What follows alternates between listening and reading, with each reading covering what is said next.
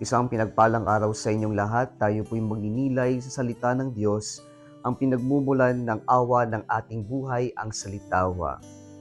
Pumasok na po tayo sa ika-6 na linggo ng muling pagkabuhay ng Panginoon. Mga kapatid, huwag po nating kakalimutang magdasal at magsimba. Lahat naman tayo naghahangad ng kapayapaan. Kapayapaan sa puso natin, kapayapaan sa pamilya natin, kapayapaan sa lugar kung saan tayo nagtatrabaho, kapayapaan sa ating komunidad, kapayapaan sa ating bayan, at kapayapaan sa ating sanlibutan. Naghahangad tayo ng kapayapaan, pero ano nga ba yung kapayapaan na hinahangad natin? Ang kapayapaan na hindi po yung kawalan ng conflicts, kawalan ng giyera, o kawalan ng hirap sa buhay. Hindi po ito yung kapayapaan na ibinibigay o pinagkakaloob ng Diyos sa atin. Ang kapayapaan po na ipinagkakaloob ng Diyos, inaalok ng Diyos sa atin, ay yung kapayapaan na makapiling natin ng Diyos. At paano ba natin mahahangad ang kapayapaan? Ang ating mga pagbasa po sa linggong ito ay nagbibigay sa atin ng mga praktikal na pamamaraan kung paano natin makakamtan ng kapayapaan.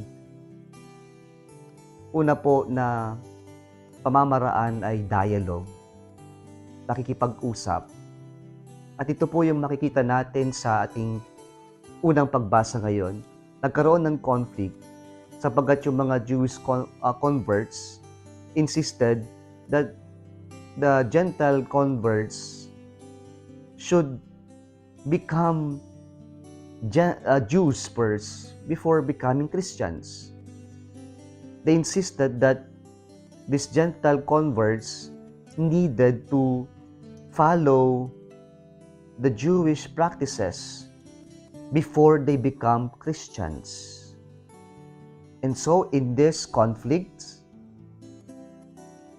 some people were sent to the apostles to present this conflict.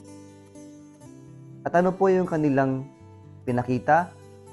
Nakipag-usap sila sa 12, nakinig sila sa salita ng Diyos, binuksan nila ang kanilang puso sa banal na espiritu, at nagkaroon sila ng mapayapang desisyon na hindi nila i-impose kung ano ang hindi mahalaga.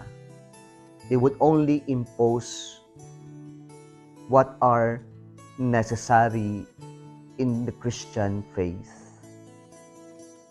So ganito po nila ni-resolve ang conflict, ganito nila nakamtan yung kapayapaan. Nag-usap sila at nakinig.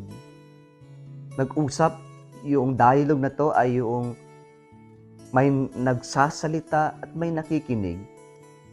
And then, we come up with decision na hindi magpapabigat sa ating buhay. Dialogue is a solution to all conflicts. And we can only achieve peace in the midst of conflicts when we dialogue, when we talk with each other. Pangalawa po na pamamaraan ay sabi ng Panginoon sa ating ebanghelyo ngayon, "If anyone loves me, he will keep my word, and my Father will love him, and we will come to him and will live with him." Ang pangalawang pamamaraan na itinuturo sa atin ng Diyos kung paano natin makakamtan ang kapayapaan ay ang sumunod sa Panginoon, ang manatili sa Panginoon, yung we keep the word of God, meaning this word doesn't only refer to the commandments of God, to the teachings of God, but to the entirety of God, of who God is, of how God revealed Himself to us through Jesus Christ and in the Holy Spirit. Kaya po yung pangalawang pamamaraan ng pagkamit natin ng kapayapaan ay yung tayo ay maging bukas sa Diyos. Tayo na ang kayapaan ay makikita lang natin sa Diyos. Kung gusto natin ng kapayapaan, hanapin natin ang kapayapaan sa Diyos. Sapagkat ang kapayapaan, ang tunay na kapayapaan, ay makikita at makakamtan lang natin sa Diyos. If we keep the Word of God, if we keep God in our lives, then God dwells in us. And when God dwells in us, then we have peace. Pangatlong pamamaraan ay sinabi ng Panginoon, I told you all this while I am still with you. From now on, the Helper, the Advocate, the Holy Spirit, whom the Father will send in my name, will teach you all things and remind you of all that I have told you. Ang pangatlong at panghuling pamamaraan po natin ay ang makinig sa Diyos. Ang Diyos ay ipinagkaloob niya ang banal na Espiritu to be with us, to stay with us.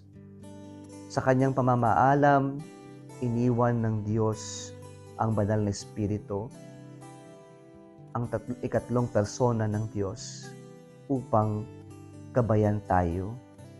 At kung nais natin ng kapayapaan, matuto tayong makinig. At yung pakikinig ay yung pagsunod. A follower who listens to God is also someone who obeys God. And obedience doesn't only mean I obey what is comfortable to me, but I obey God even at the point that it is difficult for me to do. And we can only obey God when we listen. Kaya kung nakikinig tayo sa Diyos, kung gusto natin ng kapayapaan, dinggin lang natin ng Diyos. Dinggin natin ang salita ng Diyos. Walang kapayapaan kung ibang salita ang pinakikinggan natin. Ngunit kung ang salita ng Diyos lamang yung pinakikinggan natin, mayroong kapayapaan. Kaya makinig tayo sa Diyos, sa salita ng Diyos. Sa Kanya tayo makinig, at sa pakikinig natin, dadalhin tayo na sumunod sa Kanya. Ang taong nakikinig, marunong ding sumunod. Nakinig tayo sa banal na Espiritu, sumunod tayo, at meron tayong kapayapaan sa buhay. Kung nagustuhan mo ang video na ito, huwag kalimutang mag-like, i-share at mag-subscribe sa Salitawa Facebook page and YouTube channel. Muli isang pinagpalang araw sa inyong lahat.